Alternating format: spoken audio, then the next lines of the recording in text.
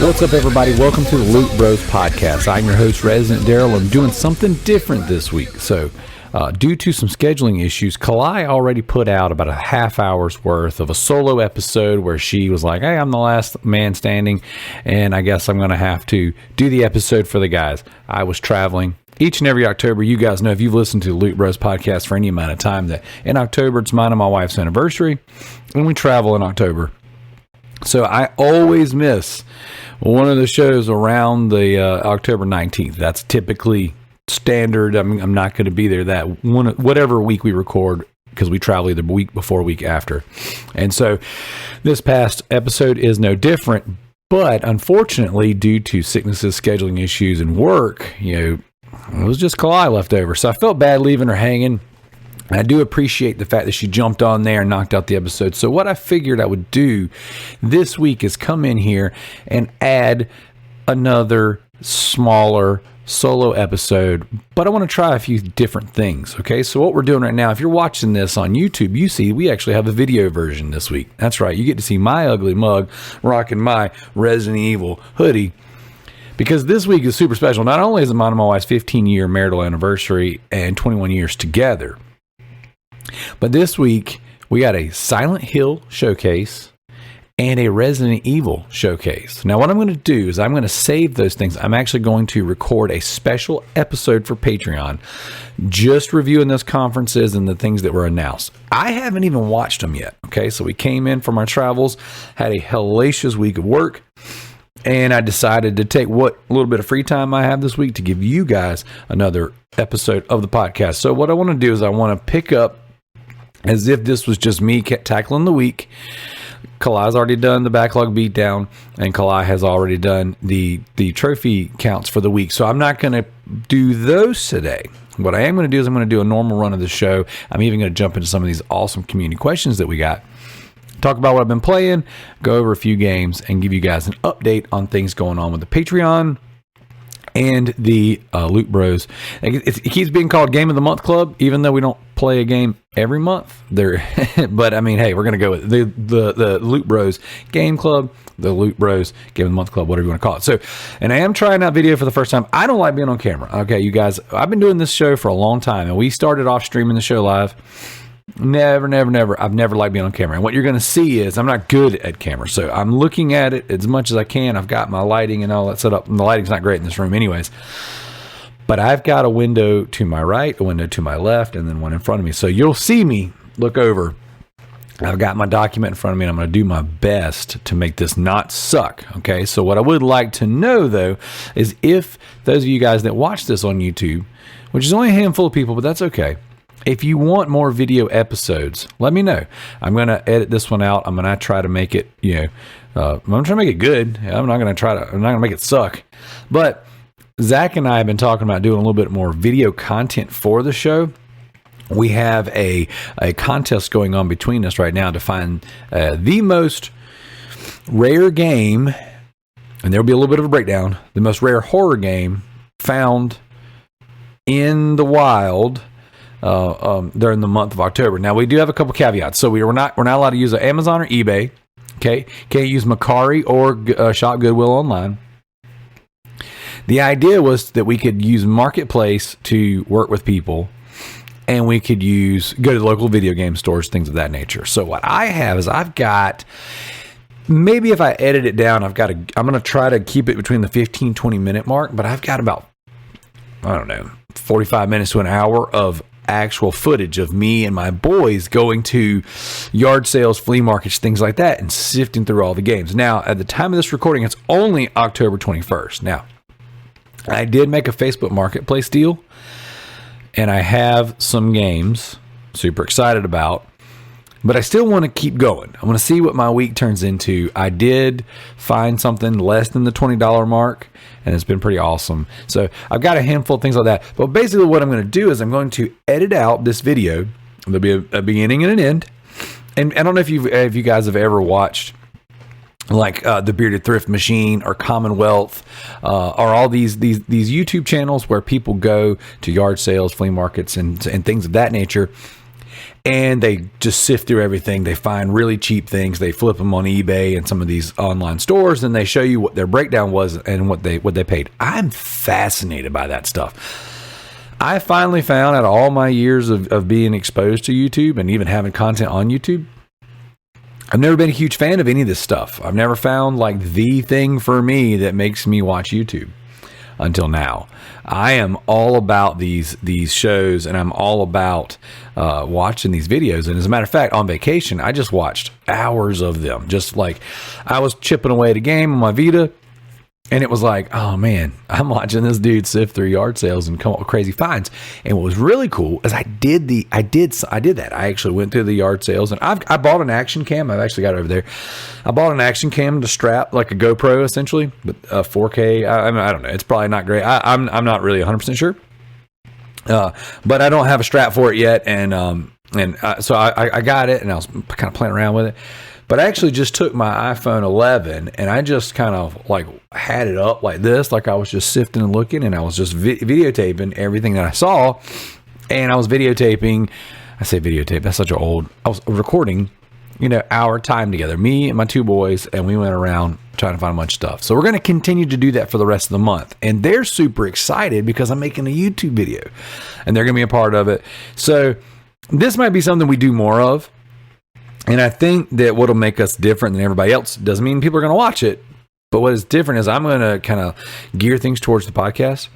I have become a little bit of a eBay reseller lately.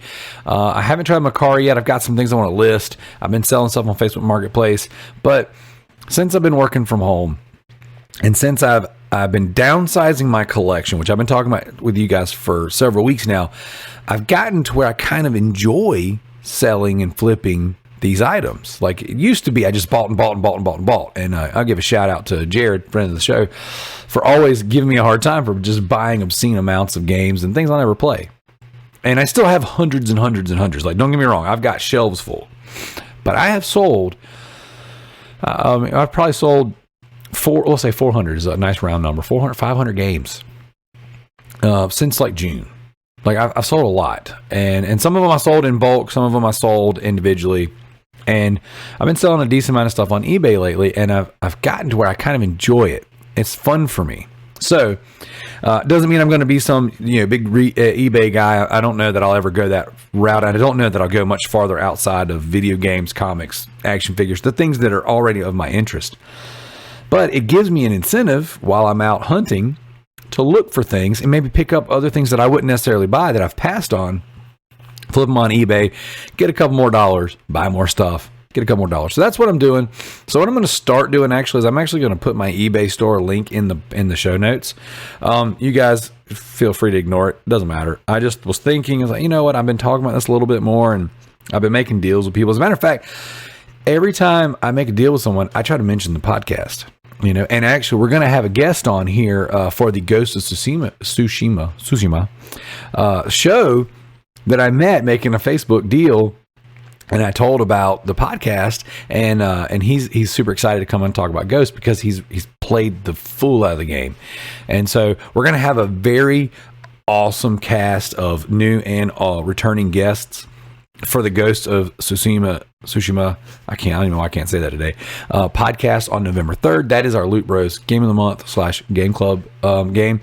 And I'm really excited about it. And going and doing the buying and the selling and the reselling and all that stuff has introduced me to a lot of new people. And I've been sending them towards the show. So we're super excited about that. Something else I kind of want to say, I guess, in the form of announcements and things that are going on is I have signed up to be a vendor at a game sale / trade exchange also in November. So Thursday night we'll do our Ghost of Tsushima podcast, and then Saturday I'll do my first vendor. Like, I'm going to set up a table. I'm going to bring a bunch of statues, a bunch of games, a bunch of comics and things like that. And it's a buy, sell, trade kind of get up. And I'm going to try it out. We'll see what happens. So again, dipping my toe into being a reseller and dipping my toe into dabbling in that stuff. I've got enough stuff to start my own store. And I really considered it. I really considered opening up a shop, the Loot Bros Game Exchange. And like having a brick and mortar so that people can come in, buy, sell, trade, and all that stuff. And then I could also run my mortgage business out of it, something, but I really enjoy talking with people, buying games, trading games, selling games. And I've actually met and, picked up a couple leads for my mortgage business, just meeting and talking with guys. Because, hey, gamers need houses too. So we'll see what happens. Again, I just kind of want to put that stuff out there. All of you guys that follow the show and follow us and what we do, some of you guys jump into all of this stuff, and we really appreciate that. So I want to put it out there that, hey, we're going to do a little bit more video stuff. Here's kind of the themes and what we're working on. Zach and I have been kicking around this idea of challenging each other because there's things that he's doing right now. There's sets and collections of games and things that he's searching after, and we're kind of keeping our eye out for each other. And so it's been cool. So what we're going to do is you're just going to put a camera on right here and videotape the whole thing. And then maybe we'll come up with some interesting content for you guys to watch. If nothing else, when we have these dumb little competitions between us that we shoot to each other in Messenger and stuff, we can at least put it on video for you guys to see. And, maybe it's interesting to you, maybe it's not. We'll find out. All right. So that's the update on the YouTube stuff. Zach has been pledged to play Streets of Rogue by our Patreon producer, Redbeard Rick. We're super excited. I know Zach's been playing it. Unfortunately, Zach has had to work late. He's been on call on some of the previous shows. So hopefully the guys are going to get together this weekend to do an episode, and you'll be able to hear his thoughts on that game so far. So that's where we're at. That's kind of the most recent announcements as far as the show goes. So now it's toast time. That's right. Each and every week, we toast to something cool in gaming, something awesome in the show, news, things of that nature. And, each and every week, we also toast our Patreon producers. So for the month of October, we are giving a shout out, a toast to My Name is Effing Mayo, MZ Effing Nitro, Sadek, and Redbeard Effing Rick.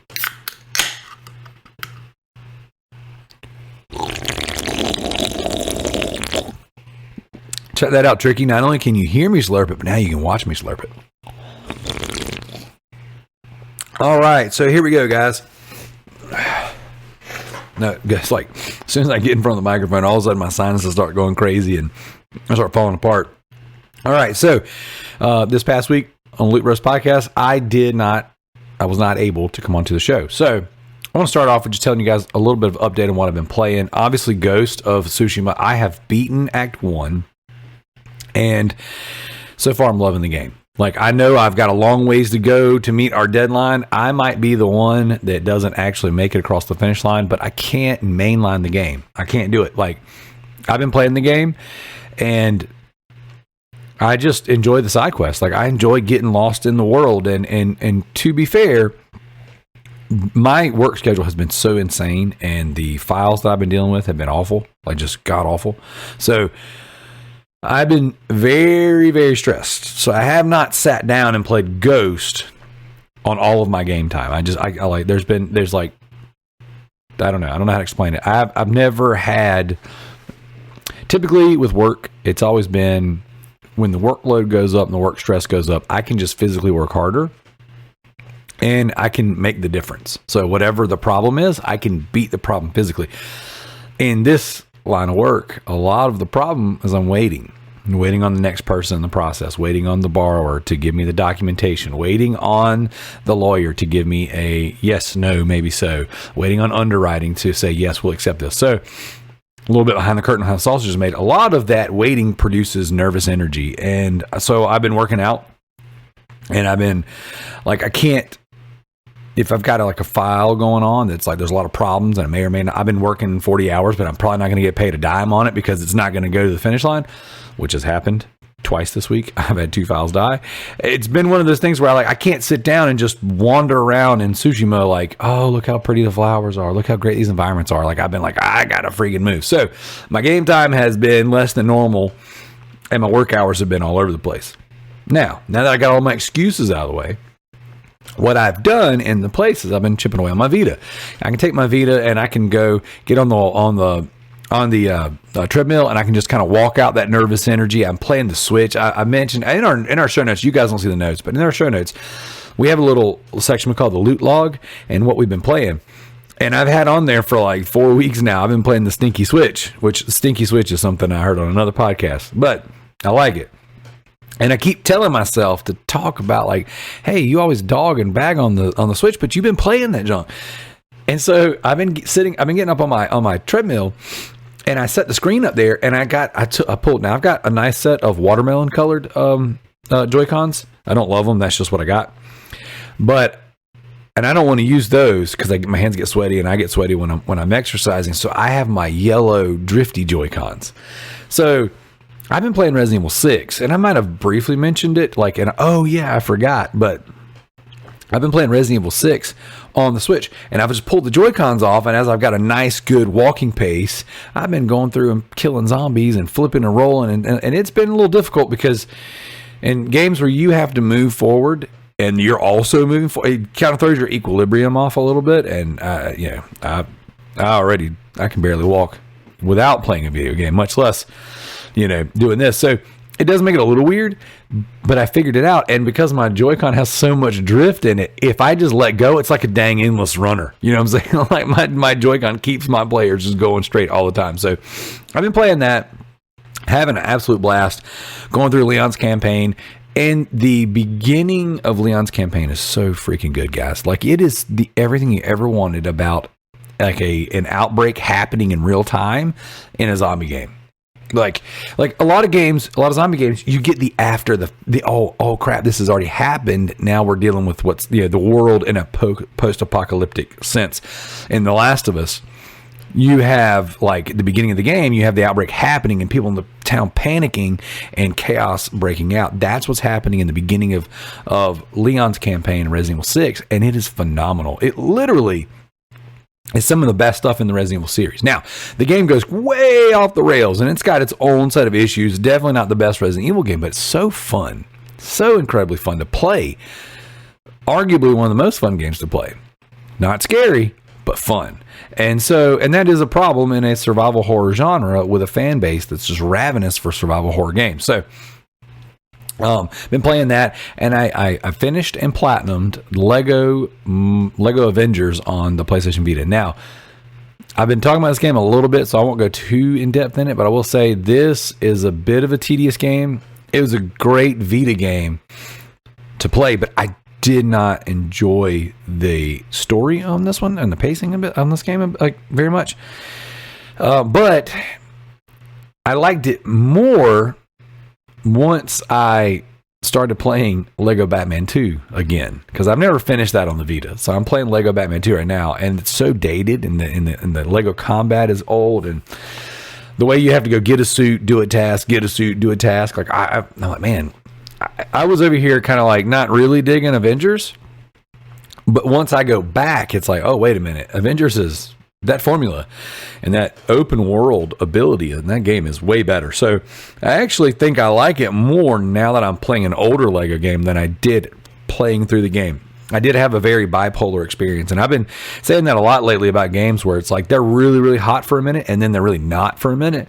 And so with Lego Avengers, overall, it's a good game. I'm glad I got the platinum, but it's just not the best game. Now, you're going to see a little bit of a lighting change, and again, because I don't have a lighting rig set up over here, and I got one of those little YouTube lights somewhere in the house. I don't know what the freak I did with it, but I'm changing it. I keep everything on dark mode, so the reason why you've got a little bit of light coming up is because I've got this giant 32-inch screen about 6 inches from my face, but I'm going to my PSN profiles, because one of the things I've been working on is I want to have beaten 100 Vita games.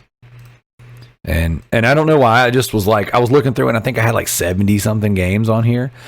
And so I was like, you know what? I need to beat, maybe I did. Maybe I got like, it was 70 something platinums. I don't even remember. Either way, I just started going through my PlayStation Vita list on PSN profiles. And I was like, man, I'm going to just go through. Let me get 100 platinums in Vita. I think that was actually what I was trying to get at earlier.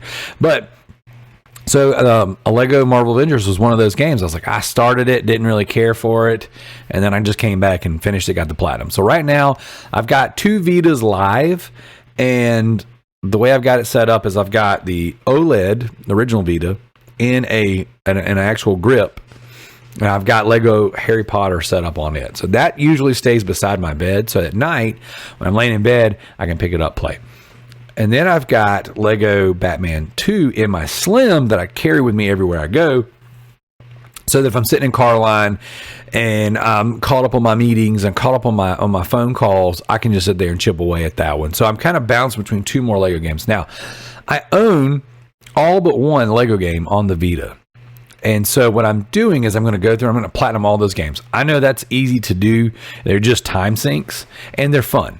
Like the Lego games are genuinely fun. Some of them less fun than others, but I'm going to go through, get all the trophies, platinum those games, and then I'll have that entire set done on the PlayStation Vita. Now, I have this app that I keep telling you guys called Game Eye, okay? And so under my games, let's see here. It is asking me to back up my games real fast. Let me do that real quick. Let's see, replace the old list, keep this one. So here we go. All right. Right now, I can go to my Game Eye list, and I have 87 physical Vita games. Okay? So I've sold a few over the years that I wish I hadn't, and I've got a couple doubles. I actually have some triples. I actually I found a copy of a game for like $5 on eBay, free shipping. And I was like, why not? Let me go ahead and get it. So what I've been doing is I've been just chipping away as I pick up Vita games. I've been also trying to complete Vita games. And that's kind of been my thing. That's been my little personal goal is as I'm finishing up this year. I don't think I'll hit 100 games beaten. Switching jobs and careers and putting a lot of focus into it and not having set gaming hours has changed a lot. And of course, my wife not working night shift. That's 2 to 3 nights a week. I would just game for hours. So I definitely won't hit my goal as far as the amount of games that I beat, or platinums, because I've only got 371 platinums right now. So I think I've just tied Tricky finally. And he's been at 371 for months. But that's my goal right now. I'm just going to keep chipping away at these games, and I'll kind of talk about them a little bit here and there. There is one game in particular that I really want the platinum for, but it's very difficult and the frame rate is really bad. It's called Night Cry. This is a third-person survival horror game on the Vita that it's got a little. It says it's got a point and click. It says it's got a point and click like aspect to it. It really is more of a Fatal Frame, but like with a little bit of Silent Hill. Like that's kind of the what I would liken it to. But the game it's difficult. I mean, it's kind of hard to play. It's a little janky, and it's got the old school tank control kind of feel to it, but not great. But the game, as far as I understand, has only ever released on Vita. And so I absolutely adore the jank in it. Like, it's one of those things to where it's like, yeah, I can't recommend that you guys go pick this game up. And it was rather expensive. I think I paid like $40 for it on the store, and it never got a price drop. So I can't tell you guys, hey, go pick this up. This is like really, really, something you want to get. But if you love the janky survival horror games of the PS2 era, this is right up your alley. So there's multiple endings in the game, and there's trophies for seeing 4 endings. There's trophies for seeing all endings. There's trophy for seeing what they call one horror, 50% of the horror content, all the horror content, experience a game over. 50% of the game over content. So there's multiple paths, and that's why I say it's difficult. It's not only difficult because it's a little puzzly and it's very it doesn't exactly tell you what's going. You're not really doesn't really tell you where to go per se. But it's got that old horror jank, and the frame rate's kind of bad too. So either way, that is a game that I will be. I would love to platinum that game by the end of the year. I don't know that I will, but that's another game that I'm kind of chipping away with. But I gotta have like time to focus on that one. That's a game that I picked up. I want to love it. I don't know that it's lovable. but it's got that charm that I'm attracted to. That's realistically all I've been playing the past 2 weeks. A couple Lego games. I played, some Ghost, and then I fired up a little bit of Nightcry, but didn't really get anywhere with it. I played it a little bit, and then I was like, you know what? I'm not in the right space for this. I can't sit by the pool playing Nightcry. Like, I need headphones in. I need it to be like no distraction. I can't have, Dad, I can't play Nightcry in Carline. Like, I need to be kind of sitting in a spot that's comfortable and focused. So with that being said, I'm going to head over to the questions of the week from last week. Now, some of these questions might get answered multiple times by different hosts because they're good questions, and I kind of want to throw some stuff out there. Okay, so CJ writes in and he says, "What do you make of the current loyalty programs for each console? Do you intend to make use of them?" And we'll stop right there. What do I think about the loyalty programs? I think they're cool. I think that Xbox rewards tying into Game Pass is a no-brainer. It's a great incentive to keep you in, and then having you log in daily, having you pop achievements to get points, cashing points out for in-store credit and or more Game Pass, keeping you in, treating it very much like a free-to-play model. It's like you could buy everything, or you could stay in our ecosystem long enough to earn things. I think that's beautiful. Now, Sony's loyalty program has changed. It used to be Sony Rewards, and it was kind of a third-party app that you could link your credit card to. You could get these, you could open up these like challenges essentially to get trophies, and those would cash into credit that you could earn on the store. And I made very, very great use of that. Popping trophies, I was taking the credit that I was earning from knocking out these trophy challenges, and then I was buying the cheap Residentdarrell games, so I could get if I got 10 platinums, that was $10, and then I would turn around and buy 2 Residentdarrell games, and then I'd be filling up my silver and my gold challenges because you have to get like 250 of one, 100 of the other. I don't remember because it's been a little while, but essentially the Residentdarrell games helped me kind of churn through those to keep adding money and keep being able to buy cheap, crappy games for just playing cheap, crappy games. Okay, so that was really cool. Now it's different. Now they've just unveiled the new system. It is built into the PlayStation app. It is built into the actual console with your profile and everything. And so now there's incentives on playing certain games, getting certain trophies. You get little digital goods, not NFTs. I think it's cool. I think it's incentive to keep you in the system. And I know maybe as a 37-year-old man, getting every single level, every single tier might not always be what drives me to play or to get back on. But I can imagine little Darrell playing PlayStation in school, like, I would be so consumed with being the highest reward tier possible. Like I would, just, or even even younger Darrell. I mean, maybe I will. Maybe I'll dive in. I'm like only like a level 2 right now, so I'm pretty slack right now. But you get rewarded for earning trophies. You get rewarded for earning certain types of trophies that have like themes to them.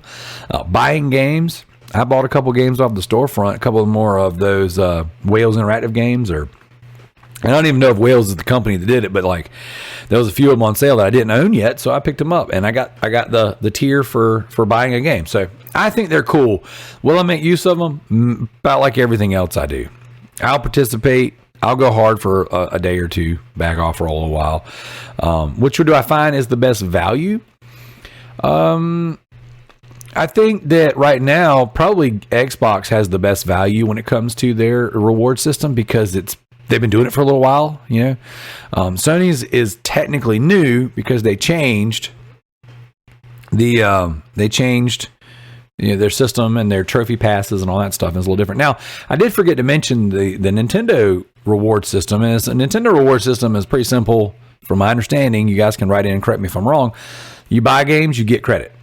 And there's been several times where I've bought games on the little indie games that are on sale on Nintendo, and I earned enough coins to then buy a game for like $3 or $4. So, and I think adding any kind of reward system or kickback that incentivizes you to purchase on their storefront is a positive. It's 100% positive. You can't go wrong with that. Now, CJ also asked if we consider moving our purchases digital because of that. No, it's not for me. I'm still going to buy the way I buy. This might not be the case for everybody else. And I can imagine people who really take advantage of the digital storefronts and the Game Pass and PlayStation Plus systems.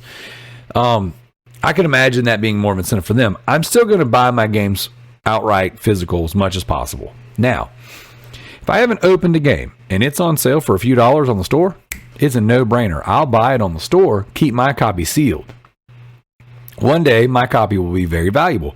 I'll give you an example, and I've said this on the show already, but Parasite Eve, I had a sealed copy of it. I already had the digital version because I owned the game when I was a kid. I already beat the game. So I never opened. I picked it up for $20 at a flea market, sealed. And I just put it on my shelf. I was like, oh, that's awesome. I don't need to open this because I bought the digital version, but I own the physical. So if something ever happened, I own it. I own my original hardware. If the PlayStation Network went down or they said, hey, we're doing away with this or whatever, Google buys everybody up, whatever. If I ever get locked out of my account, I own a physical copy that I can always go back to, and that's always going to be my default. As long as I'm allowed to buy physical, I will buy physical. But for $5, I get the digital copy, which I did, and I've got it on my PS Vita, I've got it on my PS3, I've got it on my PS TV, and I'm all about double dipping. I'm cool with that. There's a ease of having the digital copy at a discounted price, and I'm all for that. So, but my digital copy sat on my shelf for years. And when I first started dipping my toe into eBay, I was like, let me just see what I have. And I was like, well, I know this is a rare game. Let me look it up. It was going for like $250, something like that. I put it on eBay and I was like, realistically, here's my dilemma. At this point in life, I'm never going to open that copy because it's still sealed. It's worth so much money. Now, what I could do is I could pick up a open copy. I would never, at this point, I just would never open it. I couldn't bring myself to do it. I couldn't, now that I own it so many places. So I was like, the only reason I'm holding on to it sealed is because it's worth so much money. I paid $20. I sold it for $338 on YouTube. So that was one of the rare exceptions where the value of my physical good outweighed the need to ever open it. So then I was like, you know what? I'll just sell my copy and I'm rolling the dice here. I don't own a physical copy yet. I've bid on a few. I found one that I was working on that I had it about $90. And then it ended up going up like $150. I was like, I'm not doing that. $90 I didn't want to do, but I was playing around. I thought I was going to scoop it for $40 off of Shop Goodwill, and someone kept going in there in the last couple minutes. And I was like, well, I've got, I don't know, like $100 on my PayPal. I'll go up to 100, and at least they're not getting it for 40. Because I was like, if I'm not getting it for 40, they're not getting it for 40. So I just sat there and I was like, well, I'll go up to what I have in my PayPal, and that's it. And so, that being said, no, I wouldn't switch to digital. I'm always going to buy physical, but there are instances where I buy and play the digital version so that I don't have to open the physical version. Same thing for my Ghost of Tsushima. It's not worth anything, but my day one copy is still in the wrapper. So it's kind of like, well, I'll just have it in there now. It might be worth $10.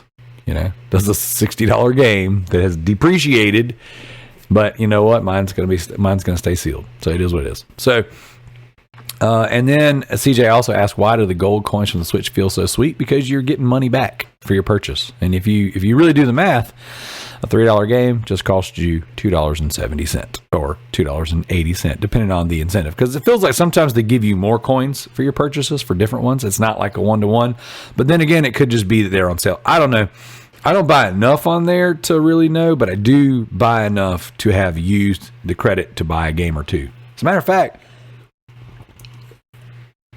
I think I might have bought Agony with for $5 on the Switch store with my coins. And the Switch store gets all the indie games now. It used to be PlayStation and Vita were where you went for indies.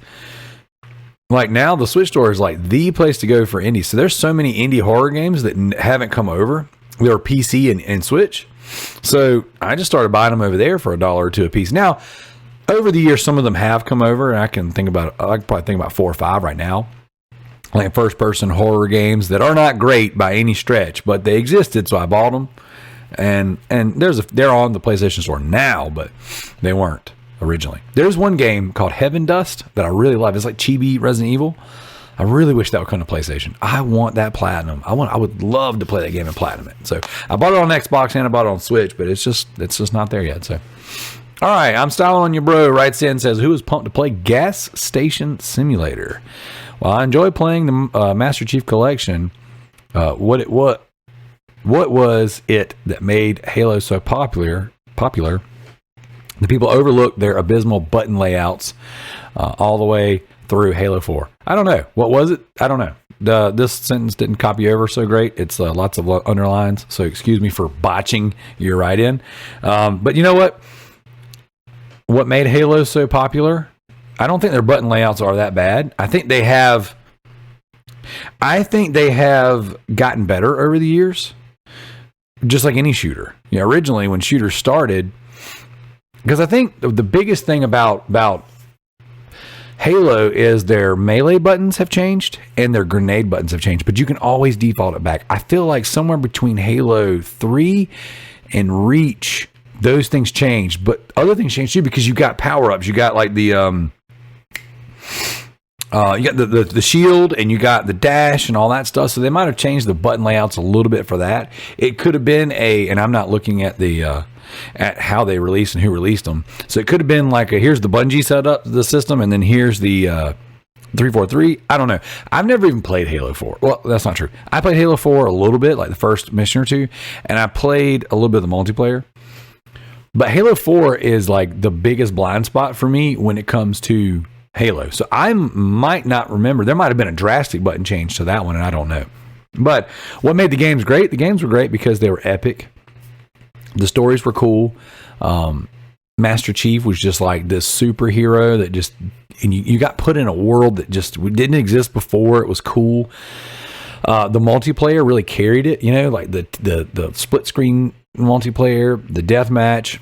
I mean, just playing online and playing a shooter, a very competent, fun shooter, playing with people, these giant maps. I mean, I spent so many hours of my life playing the Halo games. So going back to them, and I've gone back to them the past few years, and like there's things that like didn't age well. Like for example, if you don't take care of your vehicle, there's such long distances you have to go from point A to point B that it gets boring, especially if you're on foot. It gets very boring to the point of I tried to play through the entire Halo franchise with my oldest, and I can't get him to stick with it because there's not, in those original games, there's not enough action. You know, he's so inundated with just boom, boom, boom, boom, boom. Games right now just blow you away with action and options, and everything is just like hitting that euphoria switch, just like that dopamine hit. So I don't know. I think they were great for their time, and I think that they, in my memory, Halo is still one of the greatest games. But Halo 2, Halo 3, I have such great nostalgia and such great feelings for those games. But then again, I haven't gone back through the Master Chief Collection because it was so broken. I haven't replayed them all the way. I think I might have beat the first Halo. I was working on the second one. I don't even think I loaded up the campaign for 3 yet. I mean, 4 I've never finished, so 4 is a blind spot for me. And I keep putting it on the game club, hoping we'll get to play it together. So, or play it, as a community. So we'll see. Who's pumped to play Gas Station Simulator? To go back to that question, not me. Pumping gas is one of my least favorite things to do in life. So I'm not interested in pumping gas in a video game. But we'll see. We will see. All right, Gaz writes in and says, what do you make of the new additions to the PS Extra and Premium this month? Are you liking the way PS Plus Extra in particular is shaping up? Now there's been a few months since launch. For me, guys, I think that the amount of games they're adding is way more than I could ever play. It's too much for me, so it's great in that sense. The fact that they added all the Yakuza games, almost, I think every Assassin's Creed game is on there now. They added so many Dragon Quest games. And then they've gone, it seems like it's almost like every other month now with the retro games. That I really was hoping for more PSP, PS1, 2, 3 games, stuff like that. That's been lacking overall, but I think that's pretty unanimous. But then again, you got Siphon Filter 1 and 2 with trophies. So the fact that I haven't platinumed those games yet, or even played through them all the way, is more so a knock on me than Sony, because they're putting out more than I can handle. They're also putting some great games on there. They put Vice City from the Definitive Edition on there again, because that was on PS Now for a little while. And so I think it's great. I think they're adding more games than I could possibly play. So I have zero, and games that I would love to play if I had the time. It's not like they're just putting a bunch of crap on there that I'll never touch anyways. They're putting games that are super interesting on there. So I think it's great. I think both services realistically are excellent in what they put out there and the amount that they put out there. I don't think you can go wrong. Like, not trying to choose a side. If you're a Game Pass subscriber or a PlayStation Premium Extra PPP subscriber, whatever, you can't go wrong. There's so much on there. You don't have to buy games anymore, which is a problem, because I do believe that's what these subscriptions will do in the end, is teach people not to buy their games. But that's neither here nor there. You see what I'm saying? So, like, yeah, sure. There's plenty. I think it's great. I think there's something for everyone, and that's the way you have to look at it. Like, selfishly, I would love to go, well, there's no survival horror games on there. Where's my Silent Hill? Where's my Alone in the Dark? Where's my Resident Evil? But that's not the way it works, You have to put something on the service for everybody. You have to hit scattershot, hit the whole gamer landscape. So there's RPGs on there. There's open world action games on there. There's story based games on there. There's indie games on there. Grand Theft Auto, you can't go wrong with. So I think it's great. And so I would love to know what you guys think. I mean, I'd love for you guys to write into, I don't usually do this. I mean, every now and again we ask for feedback in the threads and in the Facebooks and the Discords and stuff, but since we're doing a little bit of video, we're trying to put a little more emphasis on the YouTube. Write in the comments. Let me know what you guys think of the two subscription services. I'm not asking you to debate which one's better. I'm asking, what do you think of the one that you use? Okay. Ender writes in, and he says, with the digital-only future being inevitable, wallet, for those of you who prefer physical, will you continue gaming in a digital-only age? I've been wrestling with this one a lot lately, Ender, because the rumor is the next PlayStation 5 coming out is going to be have no disc drive, and they're going to sell an optional disc drive as a plug-in, which means we're doing what the PCs did. We're getting farther and farther away. Both consoles this generation came out with a discless version. So yes, we are moving to the digital-only future. Subscriptions are going to be the future. Shout out to Levi. He called this when Game Pass first was announced. We're getting there. It's happening.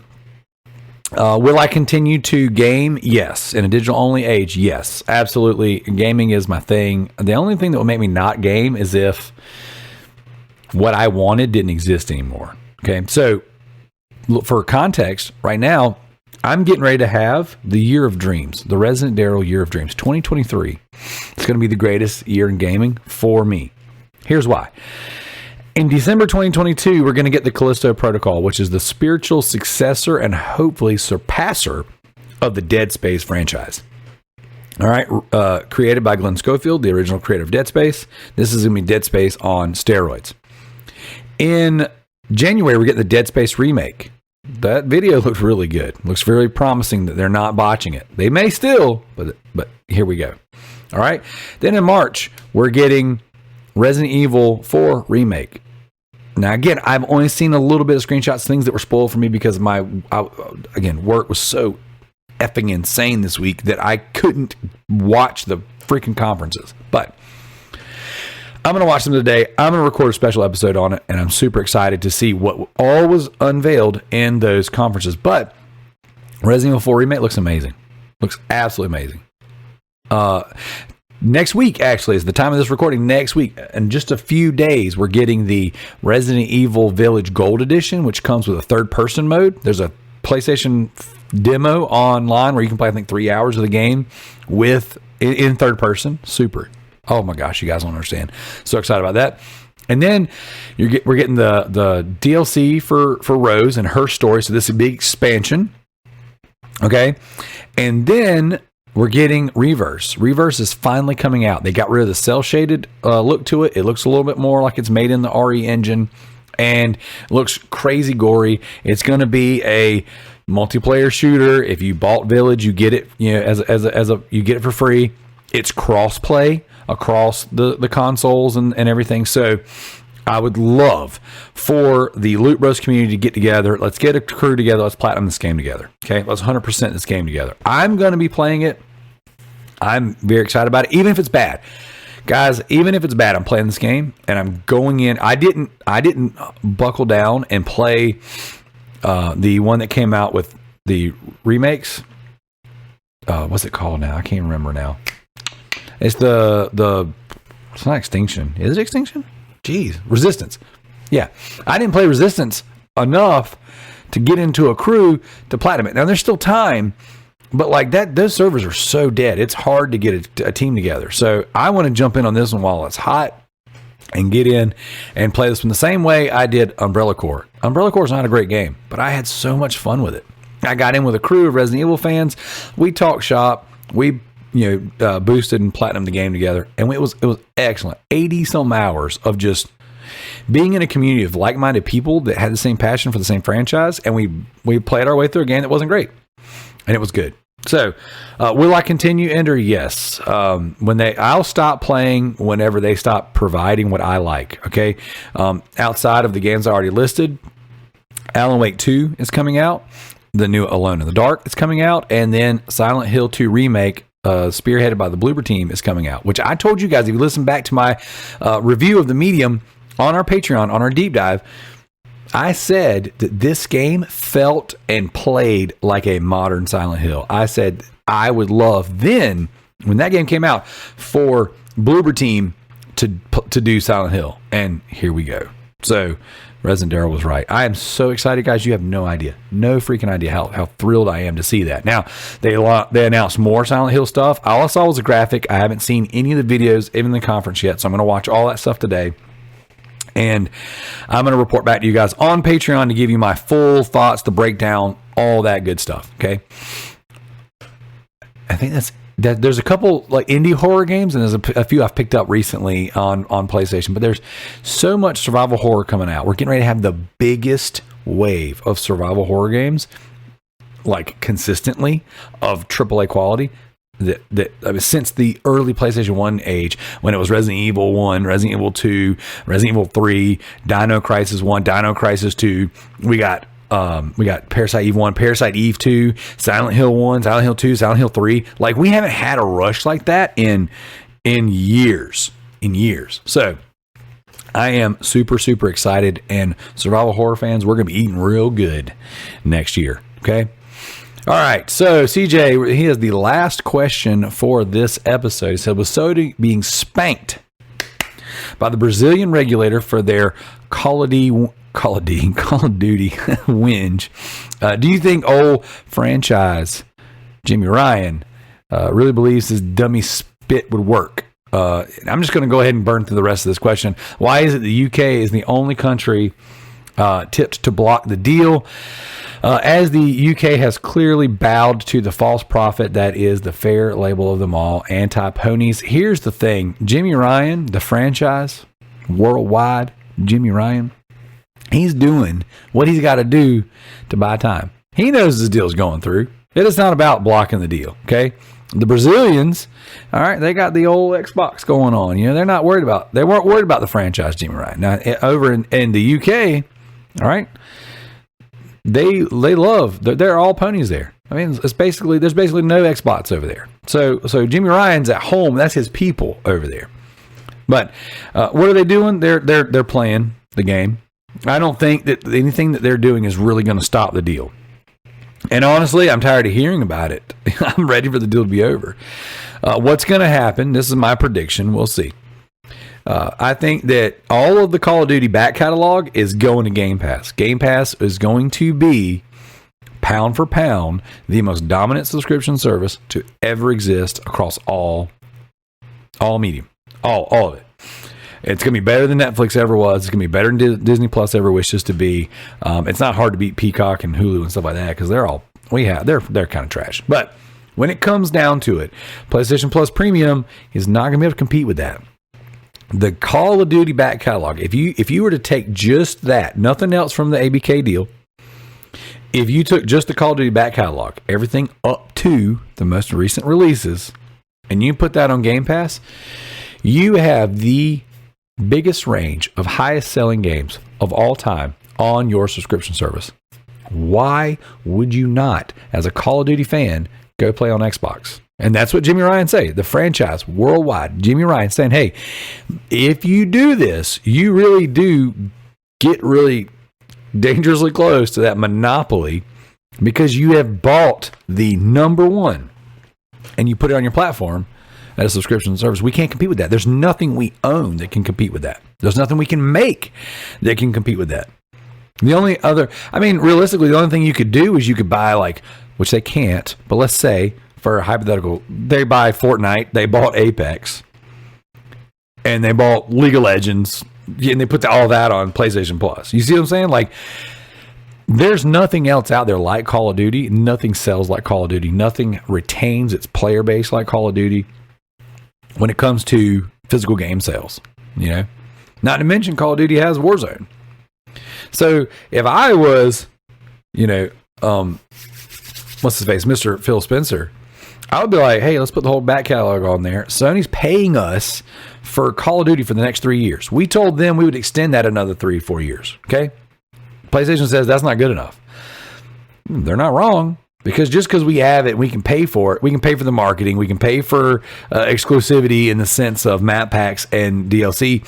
And we can pay exclusivity when it comes to keeping it off of your Game Pass subscription. You still have, 20 games that have a built-in fan base? How many Call of Duty players go back and say, you know what? I'm playing the most recent one, but I'm still going to go back and play Black Ops. I'm still going to go back and play World at War. I'm still going to go back and play the other ones, Modern Warfare, because you always have the sub genres of Call of Duty fans that prefer their one lane. I like the Infinity War stuff. I'm going to go play Ghost. I like the Black Ops. I like the Treyarch games. Oh, really? Well, I like the Sledgehammer Raven games. And so if you put all those in one place, okay, me, the guy who only buys Call of Duty every year, maybe a Madden or something, you've already got the EA deal.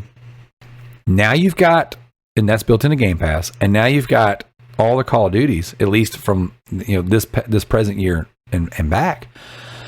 Why would I go spend $70 to buy the new Call of Duty on my PlayStation when I can just go get me a Series S, and for $15 a month I can play all the old Call of Duties with my friends until this one comes over?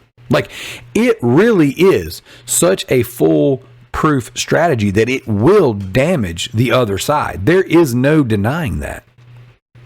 Now, how big or how much damage that does, we don't know yet.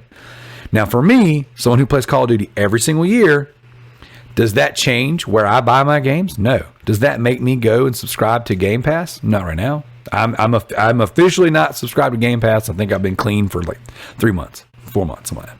Okay. And, this deal doesn't change me, but then you start adding in Diablo. You start adding in, they own King. You could put Candy Crush on there. All right. You could put Candy Crush. You could put World of Warcraft on there, which I believe they will. I believe they're going to build in World of Warcraft to their platform, even if it's just the PC version. And I don't see why they wouldn't. Imagine this. Imagine playing World of Warcraft through the cloud on your tablet or your phone. I don't know how that would work, but you're Microsoft. You got the wallet and the people to figure it out. So you don't spend $70 billion and not make power moves. These are astronomical power moves getting ready to happen, and there's a lot of things that are going to happen that we haven't even discussed yet in the industry alone. Not just here at Loot Bros, because we don't really tackle news all that much, but like all the other shows that are talking about this every single week, there's more going on here. There's things we haven't seen yet, guys. You got to remember, the games we know about are often talked about, but what's in the pipeline, we don't know what the next big thing is. We don't know what the next Call of Duties are, what the plan is. We don't know what all the teams at ABK are doing, Activision, Blizzard, King. Okay? So, like, Microsoft didn't go in there. And the same reason, and guys, look at this, with PlayStation with Bungie. They didn't go in there to buy Destiny. They own Destiny now. Cool. They own Bungie now. Cool. But it's the pipeline, and it's the people. That's what they're buying. We don't know what else is coming. And it's obviously it was big enough for them to spend $3 billion, and for Microsoft it was big enough to spend $70 billion or 68.9 or 69, whatever it ended up being. Okay, so what do I think old Jimmy Ryan's doing? I think he's buying time. I think that he's playing the game, as a businessman. He's got to go do what businessmen do. I have to go and I need to argue our point that this is not going to be good for us. And if you look, Xbox in the news is bending the knee, saying no matter what we do, no matter what we buy, PlayStation and Nintendo are always going to be dominant in this space. And to a point, that's true. Xbox has already given up the console space. They're not even trying. They've pivoted to subscription. So you're never going to outsell PlayStation and Nintendo when it comes to consoles. So what do? They pivoted. They said, okay, we'll make a console. We'll put it out there for the Xbox hardcore. We're fine selling half as many as everyone else because we're going to sell twice as many subscriptions on top of it. And what's that? Oh, you can't just play on Xbox? Boom, we're going to put it on PC. Now we just open that up to millions and millions and millions. Oh, what's that? On your phone? Boom, let's go with the cloud. We have the infrastructure. We have the wallet. We have the know-how. Let's go. What's that? We'll put an app on your TV. Oh, well, let's partner with Logitech and let's stream it straight to their little handheld. Like, they're not done yet. Soon you're going to be able to play Call of Duty on anything. So, I think that it's a crazy cool move. And I think with Jimmy Ryan, the franchise, worldwide, Jimmy Ryan, he's just doing his thing, buying time, hoping that with the next acquisition with PlayStation will help. I think it's going to be a whole publisher. I don't think it's going to be a small team. And I think that they're trying to build up. I think the buying Bungie is them trying to build their Call of Duty. Because the only way they're going to be able to fight back now is to compete in that space. And they have never done a good job competing in that space as far as I'm concerned. I love Killzone. Love those games. Is Killzone Call of Duty? No, not even a drop in the bucket. Okay, I love the Resistance games. Was Resistance Call of Duty? Absolutely not. All right, I liked SOCOM. Was SOCOM Call of Duty? No. So I don't know. I think that worldwide Jimmy Ryan, I mean, he might go buy Brazil. I don't know. He might be able to say, you know what, I'll just buy you guys and then you can just change your mind. We don't know how deep his pockets are. Okay. All right. So that is this week's community questions. Sorry, I botched a couple of them, guys. I copy and paste them over, and sometimes I don't do a good job at that. And also, I don't know how to read good. So, what I want to end this week's special podcast with is a little bit more game talk, and then I'm going to get out of here. I'm going to quit boring you guys. I've already given you about an hour. And what I'm going to do is I'm going to take Kalai's, for the YouTube version solely, I'm going to take the episode that Kalai released in the podcast feed. I'm going to put that at the end with a static graphic. And then for the podcast, I'm just going to whip this one out. I'm going to whip it out, and then you guys are going to get it right now. So if you're listening to this today, the day I recorded it, you can go to the YouTube later in the day. It's got a render. I got to do a little bit of editing. And then you'll have the full-on video version. So we're going to try it out. I mean, if it's not good, it's not good. You guys feel free to tell me. If it's not good, tell me. I'll totally be like, okay, cool, I'll turn my camera off. Okay. If it's something that, if you like seeing an actual human and not just a stupid graphic or a poorly made meme, then let me know. Okay. All right. So as far as game talk goes, to get out of here, what I wanted to do for this past week's podcast was I wanted to go around the table and talk with the team about the past 3 games they've been playing. Well, they're not here, and I've already done that. I've already talked about the games I've been playing. So what I want to do now is I actually want to head over to the Patreon, and I want to talk about next game club, the next game club. Okay, so what I did was I put out the list on the Patreon, and you can go to our Patreon, Loot Bros. It's the patreon.com/ well, you might have to actually search the Loot Bros, because I don't think we're big enough to get our own URL yet. Okay, so but on October 1st, at the beginning of the month, I posted the Loot Bros Game Club number 3, and I put 10 or so options on there. Now, we only have 8 votes so far, and there are more patrons subscribed than those 8, and we have a bit of a tie, so you guys need to jump in there if you want to change and sway this list. So here's the list. Loot Bros Game Club number 3, we got Halo 4, Man of Medan, Deathloop, A Plague Tale Requiem, The Evil Within, Bugsnax, Ratchet & Clank 2016, Skyrim, Siphon Filter, and Hitman. Okay, now Hitman, you can play Hitman or Hitman 3 because you get all the Hitman games in it. So whichever one you decide. Now, if you're like, hey, this is the first time I've ever listened to this or first time I've ever paid attention, what makes it on the Game Club? How do you decide these things? Well, what we do is we go around, we have our podcast panel. So you have me, you have Joe, you have Zach, and you have Kalai. Okay, those are the 4 main hosts. Okay, then we have Matt G, a good friend of the show, who also is one of the hosts of the Loot Bros Driftcast, that monthly Nintendo podcast we do. And he often fills in on the show. Okay. Matt's a good guy. All right. And then we have Josh Adams, co-host of the Loot Bros Comic Cast, who occasionally fills in with us and does shows with us. So we have those 6 people come together, and we pick, 3 or 4 games apiece and put them on a list. If there's any overlap, those automatically make it, and then we kind of weed it down to about 10 or so. But basically what we do is we try to have different styles of games so that there's a diverse list. Okay, so Halo being your big AAA action game, Man of Medan being a story-based, slightly spooky game. Okay, Deathloop, first-person action game, story-based, with the loop system, so you have like your little bit of your roguelike kind of thing going on. Plague Tale Requiem, third person, story based, stealth with a little bit of action game. Bugsnax, a little more family friendly game. Ratchet and Clank, third person action, family friendly as well. Skyrim, you guys asked for an RPG, we put Skyrim on there. Skyrim's had a lot of conversation in the groups lately and on the podcast. Not a single vote for Skyrim. Okay, I know JT, you wanted a JRPG on there, and maybe we'll put a JRPG on there next time. All right, Siphon Filter. Throwing a retro game in there. Siphon Filter and Ratchet and Clank 2016 are tied for the lead right now. Okay, guys? So right now we're either going to be playing Ratchet and Clank 2016 or we're going to be playing Siphon Filter. You can play the original PS1 version, or you can play the PS Premium version with trophies, and then Hitman. All right?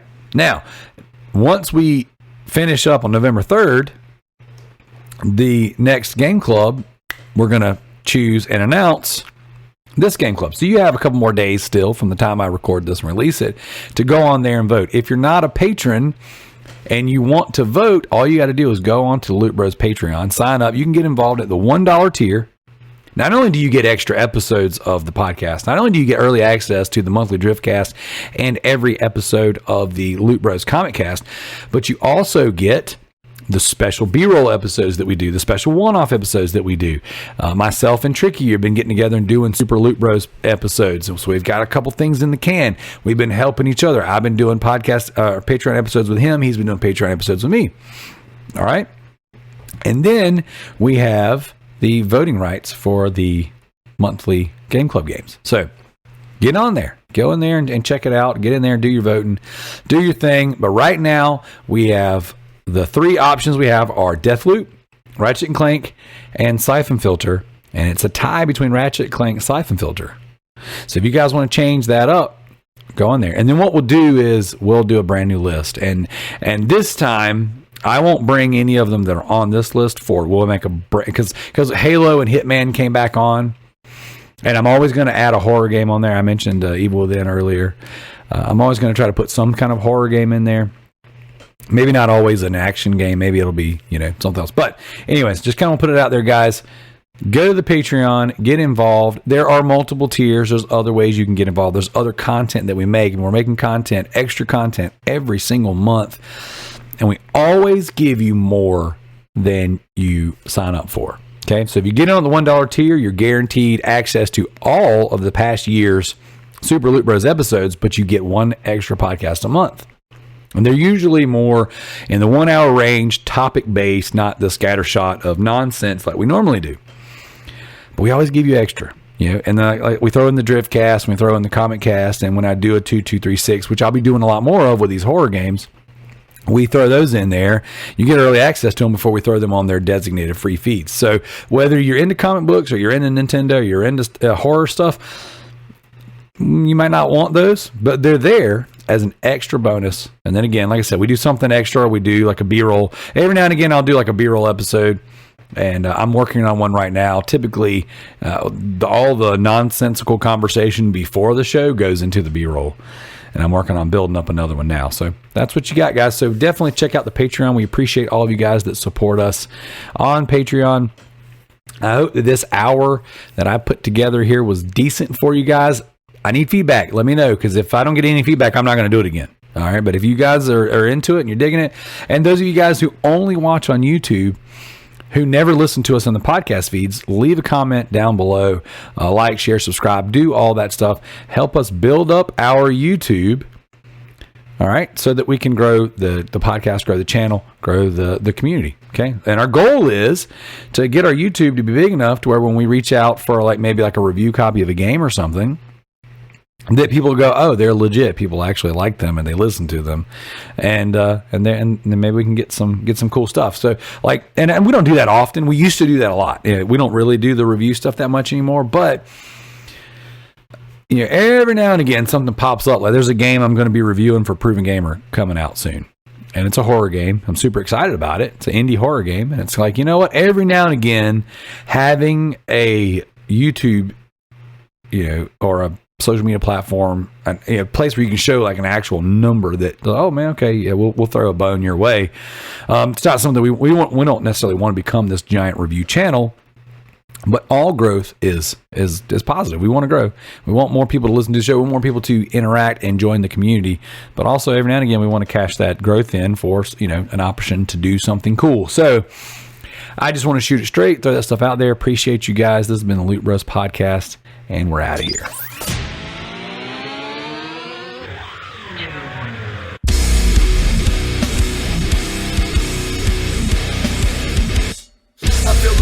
Count down over the clock again. Feel like I'm playing in a game that I can never win. Time is running out, I know I gotta make a choice. So many whispers in my ear that I can't hear my voice. Tell me, will it end the situation that I'm in? Or am I bound to sit alone, drowning in my sins? Get right or get left, what will it be? Hello and welcome to another episode of the Loot Bros. I'm your host, Kalai. And that's it for tonight. Unfortunately, the rest of my crew could not make it. I think it has to do something with the butt. They got the butt problems going on, so reach out to everybody, tell them you hope their butts get better. So hopefully I'm going to do my best to entertain you guys and do a solo show. And hopefully you guys will enjoy it. If not, I am so sorry. So let's start out with announcements. Zach has been pledged by Rick to play Streets of Rogue, so hopefully he's working on that. Right now, our current game for our game club of the month is Ghost of Tsushima, which we will be reviewing on November 3rd. Now, I think the Patreon is still live right now, so you can still pick what our October's games are, but not too much longer, I believe. Zach will be updating us in a little while on apparently Zach and Darrell's competition. Apparently there might even be video in November. So now let's go to our toast. I am toasting to our Patreon producers. My name is Effing Mayo, MZ, Sadik, and Redbeard Rick. Thank you guys. Also, I am toasting to my good friend and co-host Matt and his wife V. Today they are celebrating their 10th wedding anniversary, which is beautiful. So congratulations, guys.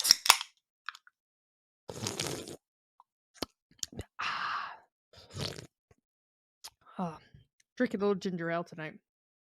I should have probably drank something harder at this rate. Now let's get into some housekeeping. There are Patreon. Please subscribe to our Patreon. We do, and for just $1, you get our bonus episodes, plus our monthly deep dives. You get early access to our Driftcast, and early access to our Loot Bros Comic Cast, and early access to the 2236. Now, it's only $1. There are a couple tiers, and at the top tier for $25, you can make one of us play a game, like Zach is. You can also, if you don't mind, please subscribe to us on YouTube. We also have a Facebook page. We have a Discord. We've been very active in the Discord, so you should totally come join us over there. We have an entire channel dedicated to our Game of the Month Club, so we can talk about it. We can help each other out if there's a problem. Just make sure, just come join us on Discord. You can get it on your phone. You can get it on your Xbox. Can't get it on PlayStation, apparently. You can get it on your computer. You don't need a computer to get Discord, if that's some of the reason why people aren't joining. So let's go into our trophy boards. Now, normally I would be talking about what we've been playing, but I'm going to save that for topic of the show because I'm going to kind of tie the two together. And I know that you guys don't want to hear me talk about my stuff twice. It's just not fun. So let's start with our backlog beatdown. Anybody can join us to play this game. It's a community event that we do and we host. We keep track of everything you've been playing. So at the end, we can stat it up and see how many of us are playing PlayStation games, how many of us are playing Xbox games, who's the top player. So our current lead is I Am Styling on Your Bro with 144. CJ is right behind him with 99. Diago is right behind him with 95. Redbeard Rick is right behind him with 93. Darrell's at 89. Now, he's on vacation, so this could be more. He did bring his Vita, but we'll see. Joe is at 71. I think he has a few more games and he's just not posting again. Gareth is at 70. JT is at 59. Jared is at 39. I Yield to No One is at 37. Alex Saunders at 34. Matthew Mulligan is at 30. Sadik is at 26. Now, Darrell, I hope you've been updating his stuff. If you're not, that's your fault. I'm at 24. James the Nerd is at 21. Noah the Builder is at 21. Tricky's at 21. Dino Killer is at 10. Homer Gets Duffed and Corey are at 9. 42J is at 7. BWOW is at 6. And let's see. Oh, Levi Thomas is at 2. T-Bird's at 4. He's been playing. So, get out there and play those games. Let's go over to our true trophies and see what's going on with that. So, number 1 is Redbeard Rick with South Park, The Stick of Truth. 150 score there. Not bad.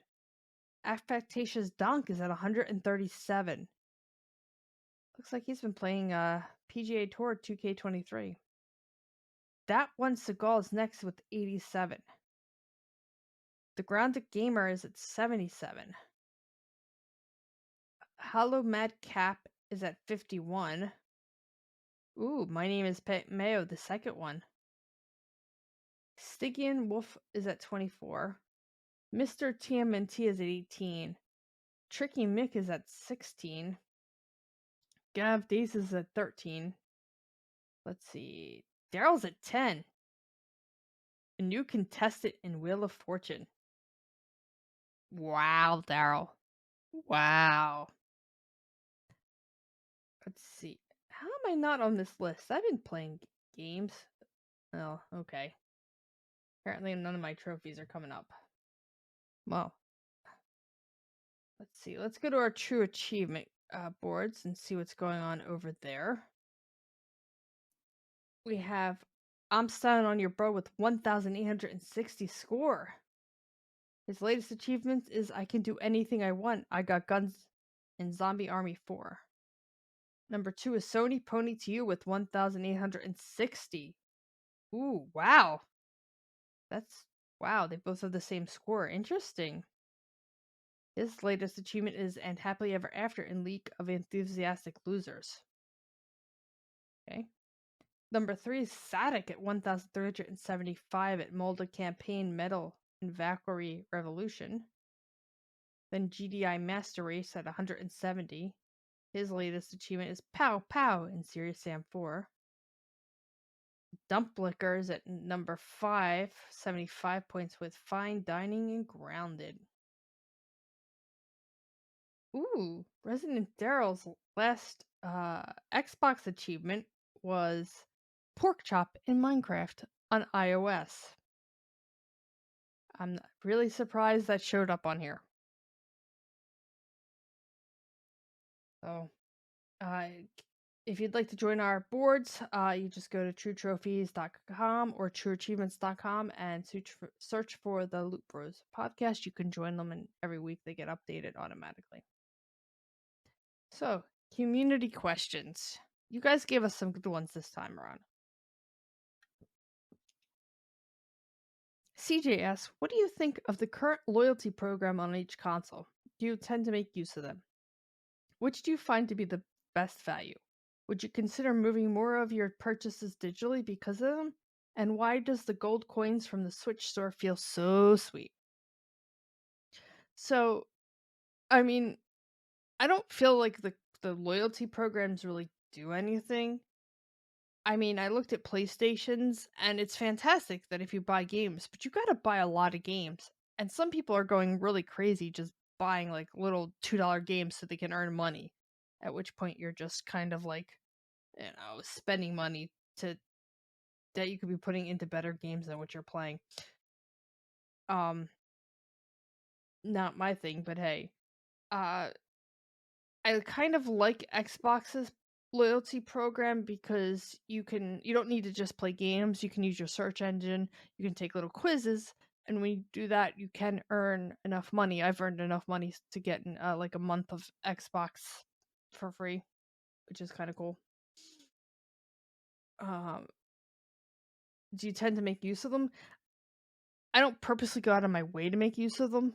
I mean, Xbox does have like challenges, and I think PlayStation does too. But I don't actively go after those challenges. If I happen to get them, fantastic. If I don't, it's no skin off my back. I don't really care. And which one do I find the best value? Well, before that, I should also talk about the Switch or Nintendo rewards. The Nintendo rewards you for just buying game, you get coins. I like their system a lot because I will take that few extra dollars and buy like an inexpensive game. And it's all on all purchases, digital and physical, which is kind of nice. Which do I find the best value? Probably Nintendo. I get the most value out of my Nintendo account because again, I purchase games physically, digitally, whatever, and then I get the points either way. Would you consider moving more of your purchases digitally because of them? It doesn't matter to me.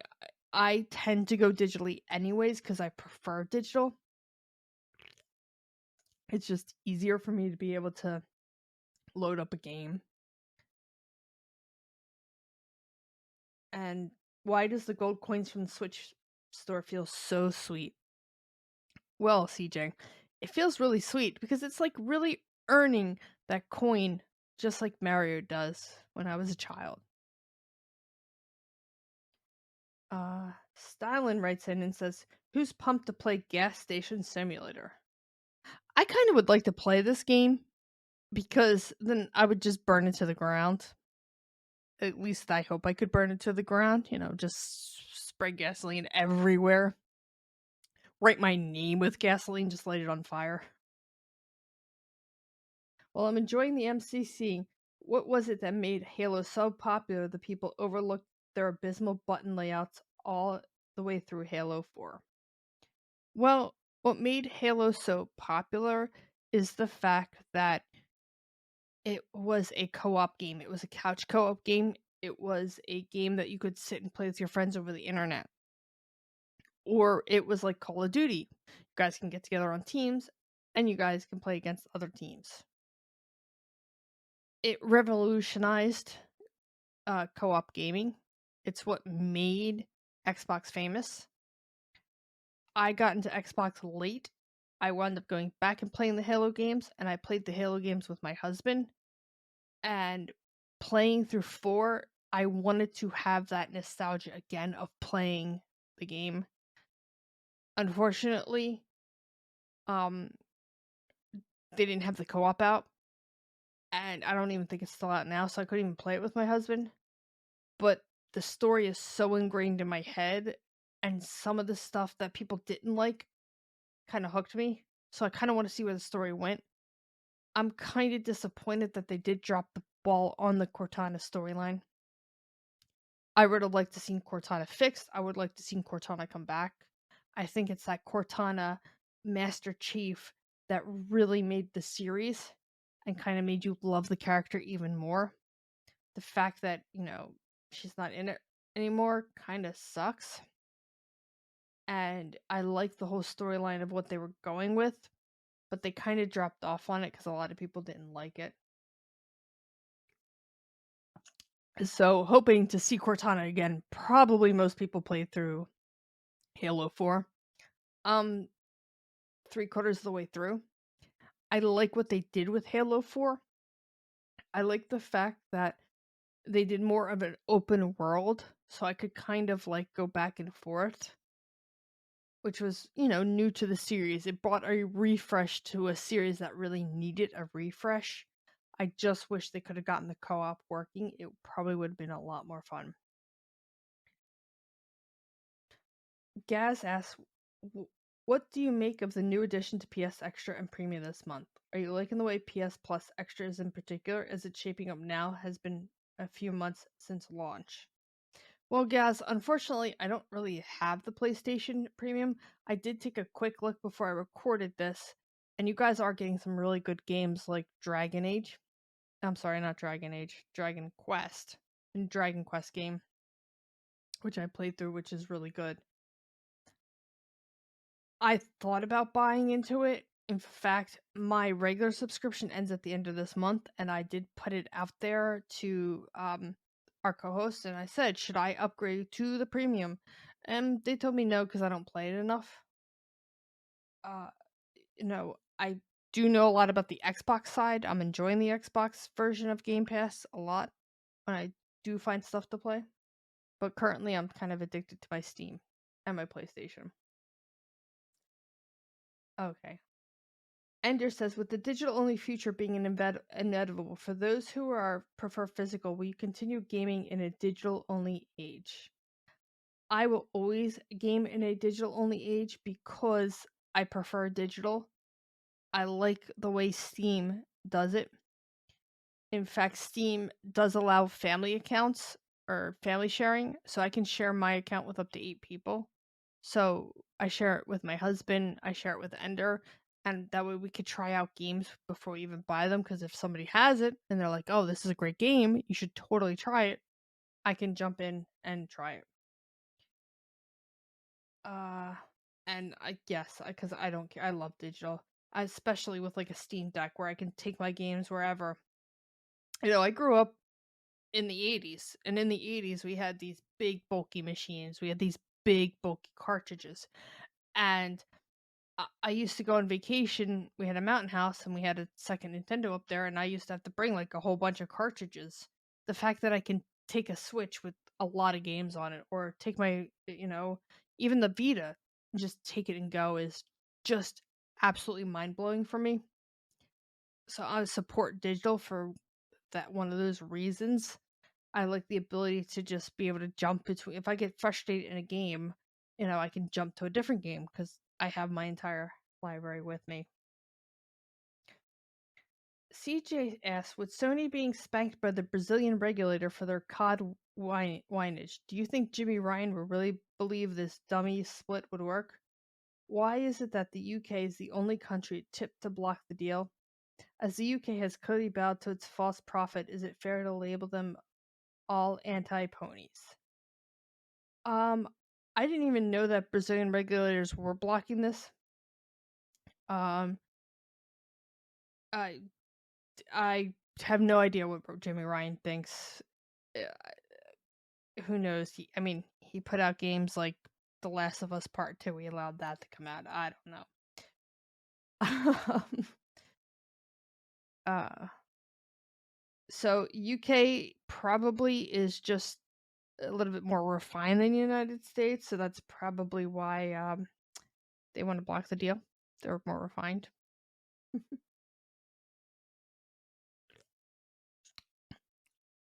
All right. So this week's official topic, we were going to talk about the last 3 games that we've been playing. We're going to have some nice, delicious game talk, but unfortunately nobody showed up. So I'm going to modify it. Tonight I'm going to talk about not only the games I've been playing, but I'm going to talk about the co-op games I'm playing in case you're looking for some new co-op games to play. This week I got together with my husband and my friend Carl, and we beat Trine 4. Trine 4 is a fantastic puzzle co-op game for up to 3 people. We absolutely had a blast. If you've never played the Trine, and the Trine games go on sale a lot. I mean, like a lot. I think I spent $20 on the entire collection of 4 games. The third game not as good as the rest, but I got through it. In Trine, you are either a wizard, and like a rogue archer, or a soldier. And as single player, you can rotate between those characters to help you solve the puzzles. In 3-player, we all have to work together. And it's a physics-based engine. And sometimes that physics doesn't physics. What I mean by that is things that you would think would not be able to happen, you could do. We can I got the ability to freeze water, so we could use it as stepping stones. Because I always played the rogue. My husband always played the wizard. The wizard can create blocks. He can create balls. He can create rubber balls, which is fantastic when you're trying to do something and rubber balls keep bouncing all over the screen and hitting you in the face. We laughed as we accidentally killed each other in the game because you just can't help it. We're trying to balance on. My husband's made 3 blocks. We're on top of it trying to get to something, and he accidentally hit something, and all of them go away, and you fall into lava. That happened. So that game is really, and it's a good family-friendly game too, because it does make the kids think. The next game I want to talk about is Tiny Tina's Wonderland. We started Tiny Tina. I do have to say I like it. It's the same Borderlands. I can't play it as long as the other Borderlands games because it's kind of starting to wear thin. If you've played the Borderlands games, I am again playing this with Jim and Carl. It's the same fun shooter looter thing. We do feel that there's just too much loot at this point. It's like they're trying to overcompensate. They just throw loot to the point that you're like, well, is this better? I don't know, because they replace the same guns with they're just slightly different stats, and sometimes the stats aren't any better. The comedy, fantastic though, especially if you're a Dungeons and Dragons player, because they really do make fun of that. Another game that I've been playing is Gunfire Reborn. Gunfire Reborn is a looter shooter. I'm playing it on Steam. Let me see. I think it's on. Let me see if it's on everything. Let's see. Yes, it is on everything. Actually, it's on Xbox One, Series X, and Series S. It's not on PlayStation. Gunfire Reborn is a looter shooter roguelike. You guys are working together to get through dungeons, and of course they change.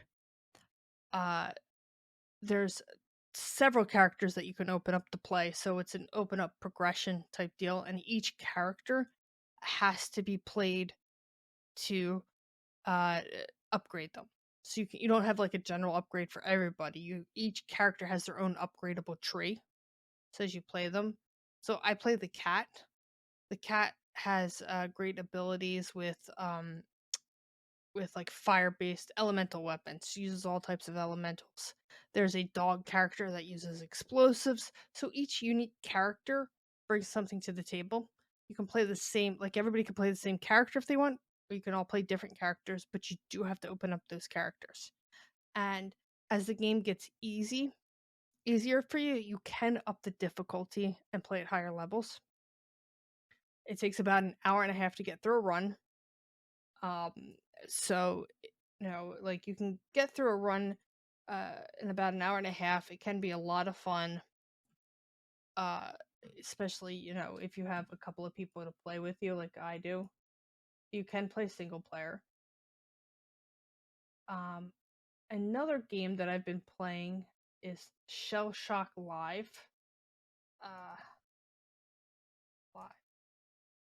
Let's see. This is on, I think this is primarily on Steam. Oh no, it's an app. It can be an app on the phone. It is a game. It's a reskin of a game I used to play a very long time ago. Your little tanks. You get a period to move, and then you have to shoot at each other and try to destroy each other. It's kind of really cute. You can probably pick it up on your phone if you want to play it. Just very simple, which can be a lot of fun. And another game that I've been playing that is also co-op is Risk of Rain 2. This is another roguelike game. Highly recommend it. It is very interesting of a game because you start out on easy. You have to start out on easy. Do not start on any other difficulty but easy. And as you progress through the game, because you got to find points in the game, in each board, you're going to run, in each board, you're running around trying to find a summoning point to summon the boss. But before you do that, you want to kill guys to get money, to find chests, to be able to upgrade your gear so you're good enough to fight the boss. And it's infinite spawns. It will keep spawning guys until you spawn that boss and you kill the boss. However, as you continue to play the game gets harder and harder and harder and harder and harder and harder till it's almost impossible. So that mechanic alone is kind of really, really interesting. Let's see. Any other games I can recommend that are good co-op games? Not really. Now, guys, I'm always looking for co-op games. So if there's co-op games that you can, recommend to me, please reach out and say, hey, I got a co-op game for you. Let me know. Preferably 3 players because I'm looking for something new.